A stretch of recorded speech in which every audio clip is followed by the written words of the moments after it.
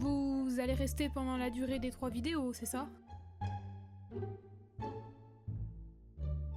Ah non, mais en fait, je vous retiens pas du tout. Vous pouvez partir quand vous voulez. Ouais, d'accord. Mais alors va falloir vraiment faire quelque chose pour que vous arrêtiez d'être un affront à mon regard.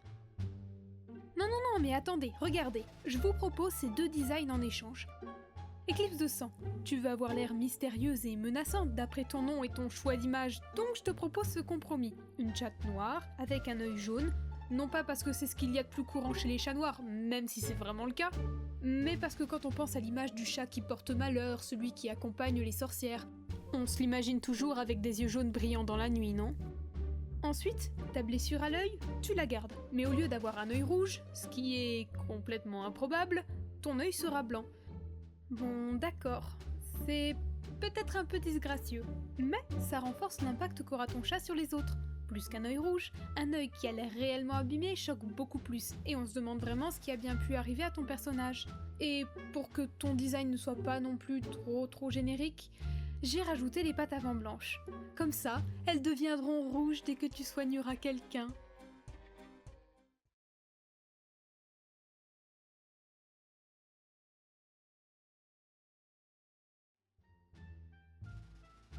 Oui, et pour toi, Griffe de Tonnerre, je te propose ce design-ci. Comme tu vois, au lieu d'être roux, tigre et jaune, la marque des héros. Tu seras blanc, avec le bout des pattes, le museau et la queue roux tigrée. Tes yeux seront bleus, légèrement violacés, car c'est la couleur qu'ont réellement ce genre de chat. Espèce de petit vénard.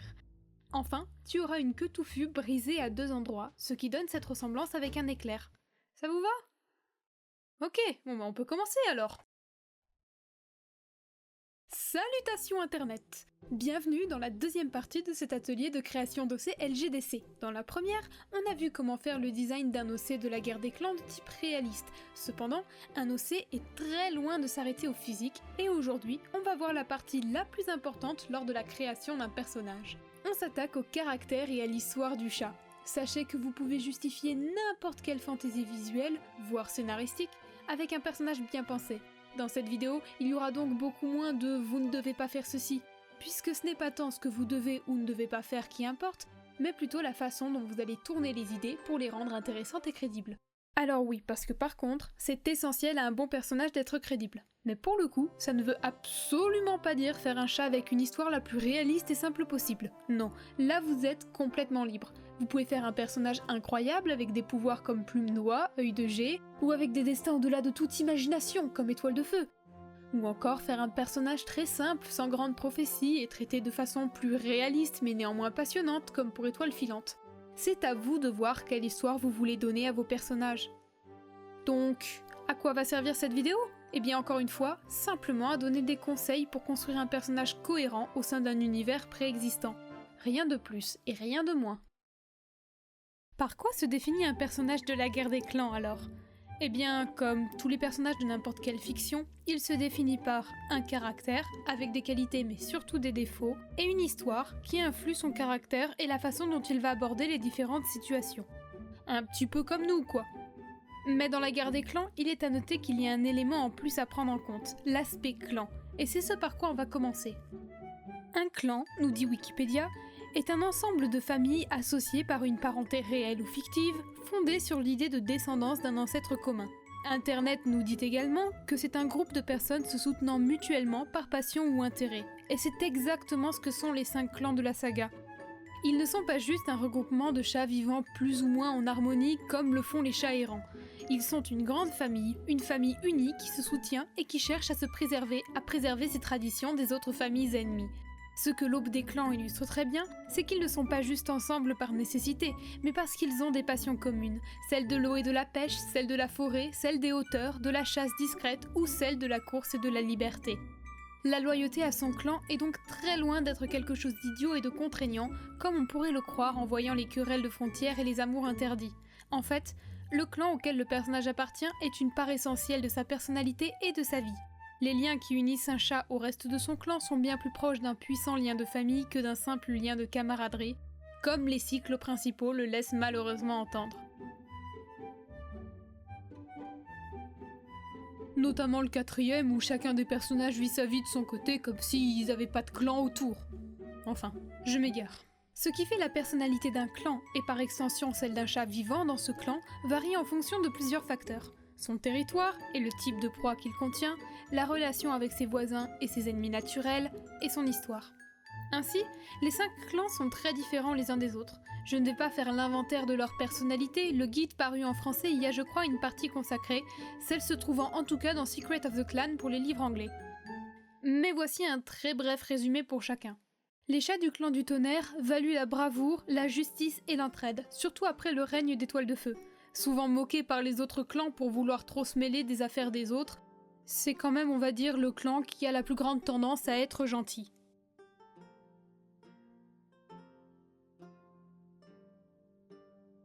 Dans le clan de la rivière, les chats sont relativement maniérés et fiers et ils aiment les jolies choses. Le clan de l'ombre est un des clans qui a le plus de personnalité. Ils aiment leur réputation terrifiante, ils sont conservateurs et leur aura est très importante pour eux. Ils se montrent plus téméraires, à manger des proies qu'aucun clan n'oserait toucher par exemple, mais ce sont aussi les plus terre-à-terre, ce qui les amènera souvent au cours de la série à douter de la foi commune.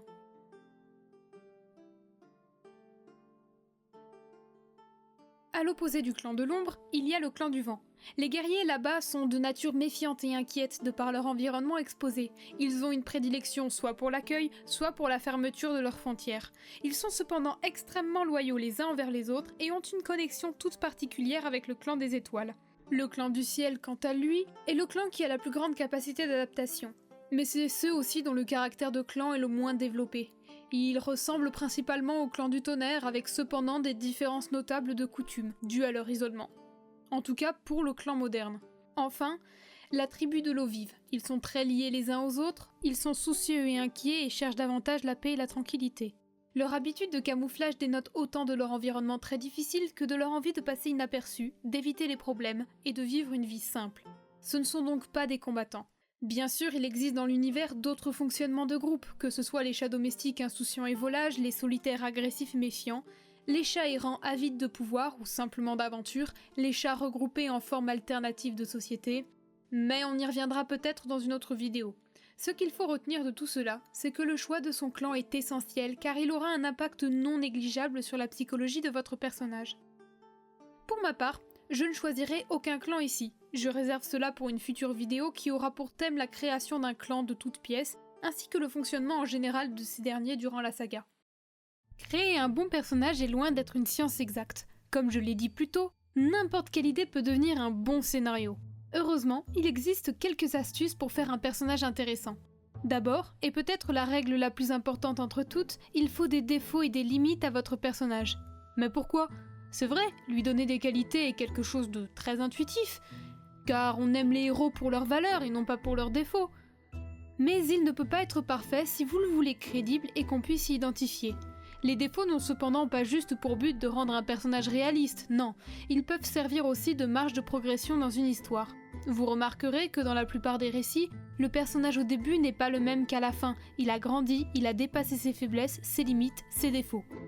Prenez par exemple Étoile de Feu, qui au début est naïf, faible, avec une tendance peut-être trop prononcée à vouloir aider les autres, à faire preuve de pitié, voire d'injustice dans le cas de Griffe de Ronce. Pour qu'au final il soit l'un des chefs les plus respectés de la guerre des clans, toutes périodes confondues, ou simplement Œil de Jet, dont son mauvais caractère fait sa plus grande force. Ensuite, il faut un but défini à votre personnage. Il existe car il veut quelque chose. C'est la quête d'accomplissement de ce désir qui va donner corps à votre histoire. Lorsque l'on sait ce que le personnage veut, on peut déjà mieux comprendre sa façon d'agir, mais surtout, c'est un lien puissant entre celui qui lit et l'histoire elle-même. La guerre des clans foisonne de buts à atteindre. Par exemple, Étoile Bleue cherche à protéger son clan à n'importe quel prix. Étoile de Feu, quant à lui, il cherche plutôt la paix et la justice. Feuille de Lune veut être une bonne guérisseuse malgré toutes ses erreurs, et Feuille de Houx veut servir son clan en étant la meilleure guerrière possible, la plus fidèle au code du guerrier, pour finalement se rendre compte que le but de sa vie même a été bafoué par sa propre naissance. Ce sont des choses qui sont fortes. Et c'est là qu'on se rend compte de la faiblesse de la série. Rares sont les personnages secondaires à avoir un but quelconque dans la vie. Elle Blanche par exemple. Vous êtes capable de citer une spécificité à ce personnage ? autre qu'être la mère d'ailes de colombe et feuilles de lys. Enfin, il lui faut une histoire. Un passé qui explique qui il est aujourd'hui, avec des événements marquants, positifs et négatifs. Enfin, c'est à vous de voir. Un personnage arrogant peut par exemple cacher une situation familiale difficile, avec des parents qui le rabaissent sans cesse. Le plus dur au final, c'est de rester cohérent dans ces événements, mais surtout de ne pas perdre de vue ce qu'est le personnage. Exemple au hasard, si on a l'intention de faire une histoire de type slice of life légère avec une écolière qui tombe amoureuse d'un garçon comme on en voit souvent, on n'a vraiment pas besoin de lui donner une backstory déchirante où elle était un cobaye humain pour des scientifiques extrêmement douteux qu'elle a fui avant de recommencer sa vie. Comme pour le physique, faut juste pas en faire trop, mais sinon tout est acceptable si c'est bien traité.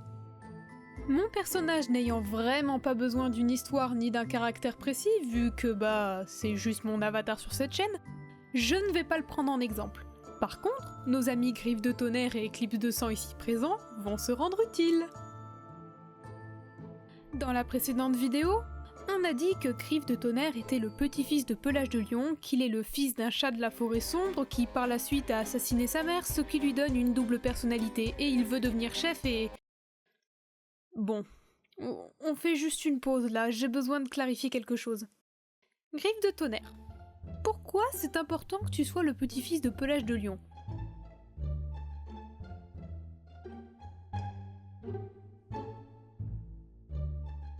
Et pourquoi pas être le petit-fils de Pétale de Rose du coup ? Au hasard ? Donc, puisque c'est juste pour être spécial de base que tu veux être le petit-fils de Pelage de Lion, on va vite changer ça et faire de toi le petit-fils de Pétale de Rose. Pas que ça ait la moindre importance dans l'histoire, mais bon. Et puis, tu n'as pas besoin d'être relié à des légendes de la guerre des clans pour en devenir une toi-même. D'ailleurs, les personnages qui descendent d'Étoile de Feu et d'Étoile du Tigre commencent vraiment à devenir très lassants dans la saga principale. Pas vrai, Cœur de Tigre ? Après, le reste de ton histoire n'est pas inintéressante. Enfin, telle qu'elle est actuellement, elle est complètement débile. Non mais désolé, c'est vrai. Mais par contre, en gardant cette base, je pense qu'on peut créer quelque chose de sympa. Par contre, je dois vraiment vous avertir, dans la séquence qui va suivre, qui est faite donc en espèce d'animation, j'ai fait tous les dessins moi-même, mais je n'ai inventé aucune position, aucune composition, voire même pas vraiment le style, puisqu'en fait j'avais pas vraiment le temps de faire tout moi-même, donc je me suis servi d'images de référence issues de différents PMV faits par des gens 1000 fois plus talentueux que moi, que vous pourrez tous retrouver dans une playlist dont je mets le lien dans la description. Voilà, donc j'ai vraiment rien inventé, mais je voulais vous proposer quelque chose d'un petit peu plus original pour illustrer la partie qui va suivre. Il y a quelque temps, bien avant la naissance de Griffes de Tonnerre, un guerrier du clan du Vent a assassiné son chef et pris le contrôle de son clan. C'était un guerrier à la fois admiré et craint, que personne n'aurait jamais cru capable d'accéder à ce poste ultime de responsabilité. Deux traits de sa personnalité le rendaient unique. D'abord, sa façon de parler. Ce chat, voyez-vous, était un véritable orateur. Ses paroles captivent et convainquent. C'était un manipulateur de génie qui conquérait avec les mots. Tout était séduisant chez lui, de son attitude à sa façon de parler. Mais son défaut le plus prononcé était ses accès de rage qui le poussaient à tuer quiconque entrait en désaccord avec lui. Lunatique et paranoïaque, son génie lui permettait toutefois de renverser les situations, faisant culpabiliser son propre clan pour la tournure de ces événements. Il se sera fait néanmoins assassiner en pleine assemblée par tous les autres clans, lorsque les chefs et certains même de ses propres camarades commencèrent à juger ces mots bien trop dangereux et craignaient que leurs guerriers ne rejoignent le tyran. Il ne lui aura fallu cependant qu'un seul coup fatal pour mourir. La vérité, c'est que le clan des étoiles ne lui a jamais accordé ses 9 vies suite à sa trahison. Et d'un commun accord entre les chefs et les guérisseurs des différents clans, il fut décidé que plus personne ne parlerait jamais de ce chat. Il ne voulait pas lui donner du pouvoir par-delà la mort, et plus vite il serait oublié, plus vite il disparaîtrait. Pour la forêt, ce chat n'avait jamais existé. Et la vie pouvait reprendre son cours. Quelques mois plus tard, dans la pouponnière du clan du Tonnerre, une chatte accoucha d'un unique chaton. Elle affirma que le père de son fils était un chat errant, qu'elle savait que ce qu'elle avait fait était mal, mais qu'elle n'avait pas choisi de l'aimer, et qu'au final son compagnon l'avait abandonnée pour une chatte errante. Le cœur brisé, elle tâcha d'élever son fils à la queue tordue. Petit Tonnerre. Et c'est à ce moment-là que ton histoire commence, même si tu ne vas définitivement pas garder ce nom-là. Toute son enfance, le chaton subira les brimades de ses camarades, encore dans la pouponnière, puis lorsqu'ils seront apprentis. Il le traitait de chat errant et lui répétait sans cesse que son père ne l'aimait pas et que sa mère était une traîtresse. Il ne disait pas ça par haine, mais par taquinerie. Cependant, quelle différence ça fait quand on a cet âge ? Il se fixa alors pour objectif de devenir chef du clan pour leur montrer à tous sa valeur.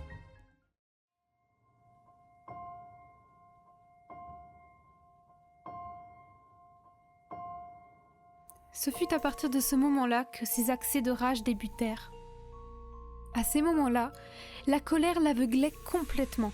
Il ne se contrôlait plus et en réalité ne se souvenait même plus bien de ce qu'il avait fait à la fin de chacune de ses crises. Comme au début il ne savait pas se battre, tout le monde trouvait ça mignon et drôle.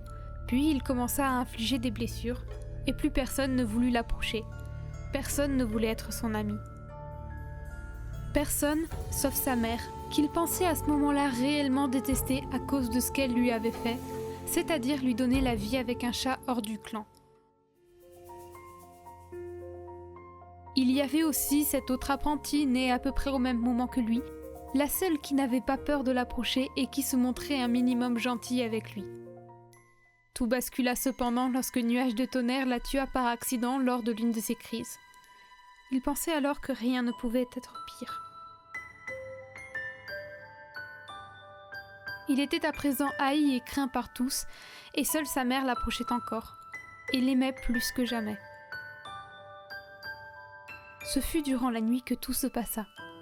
Alors qu'il songeait à quitter son clan pour ne plus avoir à blesser ni tuer personne, il sentit sa mère s'agiter et son pelage se tremper de liquide.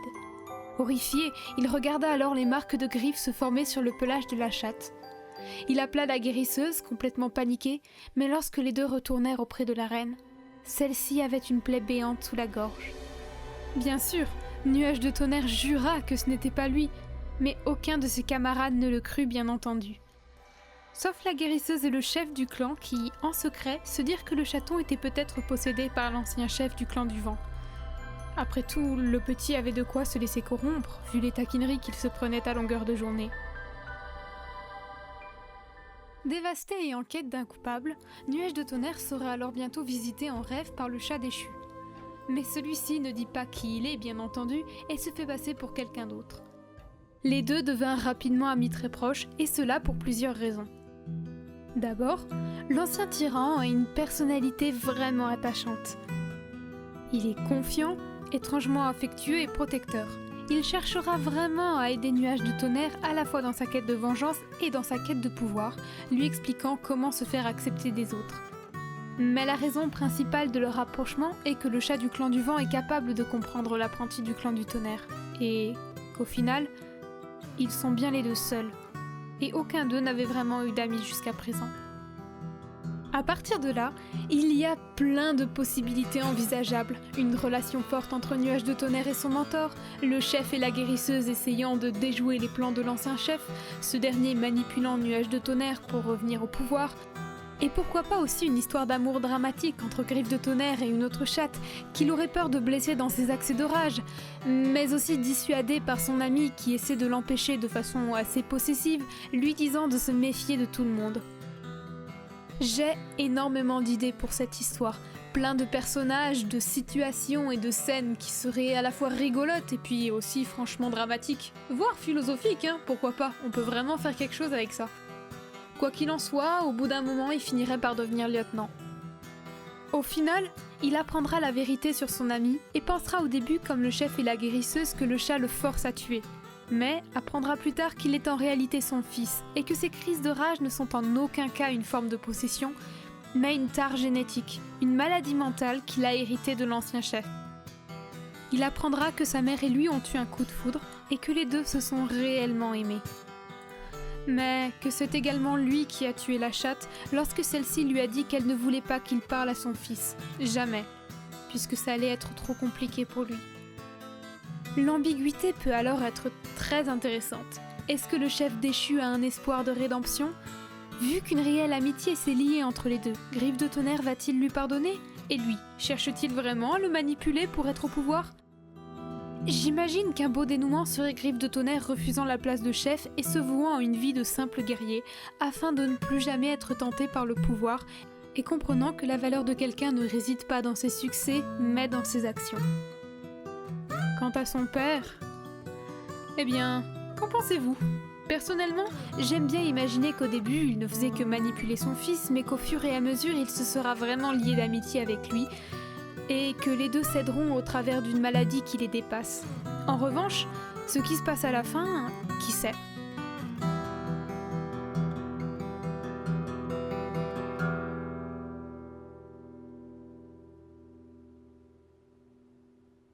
Cette histoire permettrait d'aborder plein de thèmes différents, que ce soit les maladies mentales, la place dans la société, la hiérarchie dans le clan des étoiles... Bref, on pourrait vraiment faire quelque chose de super.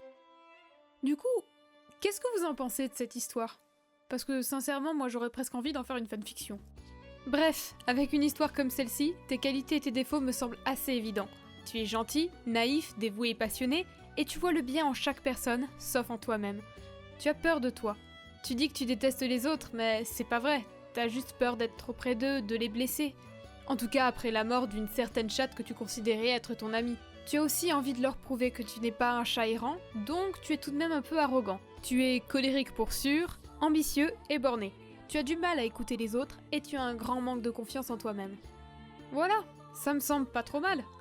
Bien sûr, synthétiser un personnage c'est vraiment pas une chose facile, et dans notre cas, Griffe de Tonnerre pourrait être bien plus étoffé. Vous savez vraiment pas tout ce que j'ai imaginé pour lui. Mais je vais encore faire 20 minutes de vidéo, alors on va s'arrêter là, hein. Bah écoute, si les gens veulent te trouver une histoire, qu'ils l'écrivent en commentaire. Dans la prochaine vidéo, on choisira celle qui t'ira le mieux, d'accord ? Bref, c'est tout pour cette vidéo-ci. Il me semble évident que ce que je vous ai dit là ne fait qu'effleurer la surface de l'iceberg qu'est la création de personnages. Il y a énormément à dire et on pourrait faire facilement une série entière de vidéos de conseils d'écriture. Mais là n'est pas le but. Cette vidéo avait pour objectif de donner des conseils pour une base de personnages et non pour son écriture complète. Il existe une infinité de façons de créer des histoires d'ailleurs, et donc ce que j'ai dit là n'en est qu'une version, celle que j'utilise et qui marche très bien pour moi. Enfin, j'aimerais revenir sur ma dernière vidéo. J'ai reçu les commentaires de Midnight Voice et de Julia Rossignol me disant, à raison, que les chats aux yeux rouges existent. Et c'est vrai, ce sont les chats albinos. Mais qu'est-ce que ça implique exactement un chat albinos ? Eh bien déjà, un pelage blanc. Genre, pas d'exception. L'albinisme, c'est une décoloration des pigments, donc impossible d'avoir de la couleur. Ensuite, un chat albinos est souvent sujet à des soucis de santé importants. Ça, c'est quelque chose qu'il faut savoir si on a envie de faire un personnage cohérent. En tout cas réaliste. Et enfin, la question que tout le monde se pose, est-ce que les chats albinos ont réellement les yeux rouges ? Non. Non, en fait, la plupart oscillent entre le bleu et le bleu violacé rose. Bon, théoriquement, on peut quand même qualifier ça de rouge. Mais c'est clairement pas du rouge cerise, hein. Bon, voilà, c'est tout pour aujourd'hui. Merci d'avoir regardé la vidéo jusque-là. Et puis, tant qu'on y est, merci pour ceux qui ont laissé des commentaires sous la dernière vidéo. Franchement, ça a été super à lire. Et j'ai vraiment hâte de pouvoir reparler avec vous sous les commentaires de celle-ci. Normalement, je vous ai donné assez de pistes de réflexion. Mais d'ailleurs, par rapport à vos OC sur la dernière, vous m'avez donné le physique. Ben là, si vous avez des histoires, n'hésitez pas, moi j'ai bien envie de les lire. Sinon, en 3-4 mois et avec une seule vidéo, vous m'avez fait passer de 0 à 66 abonnés. J'ai dû refaire cette intro genre plein de fois parce que vous arrêtiez pas de monter en abonnés. Et ça me frustrait. D'autant que moi je pensais pas dépasser les 10.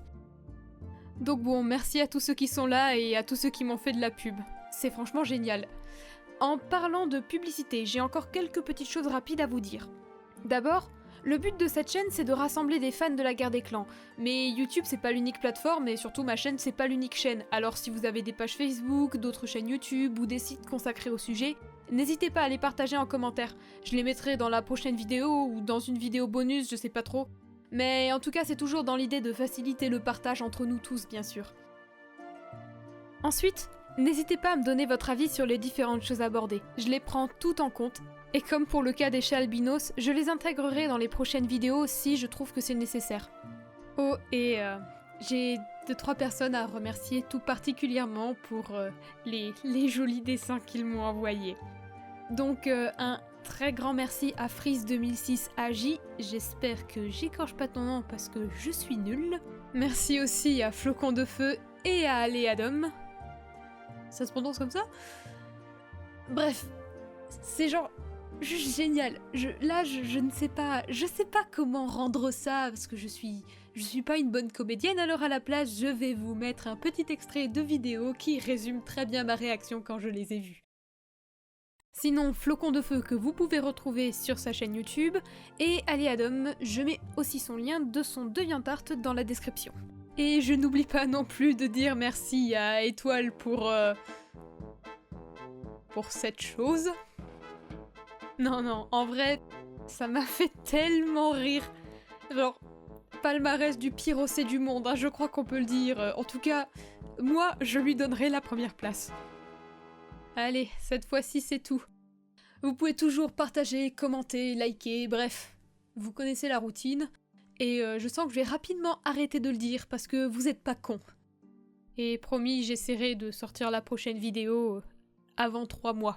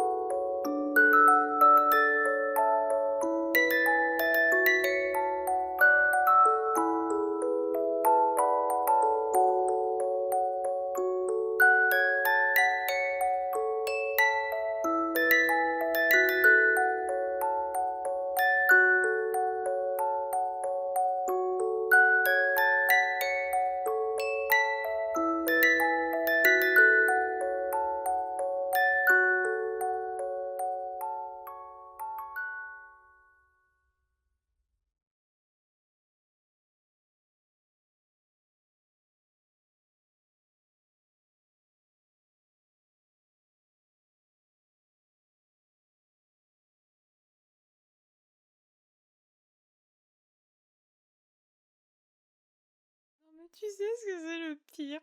C'est que j'ai pas le temps. Et que j'avais fait une histoire nulle, et je voulais qu'elle soit nulle. Et puis, mais au final, je la trouve bien. Et encore, les gens ils savent pas tout ce qu'il y a comme potentiel dans cette histoire, je leur ai rien dit encore. Je veux en faire une fanfiction.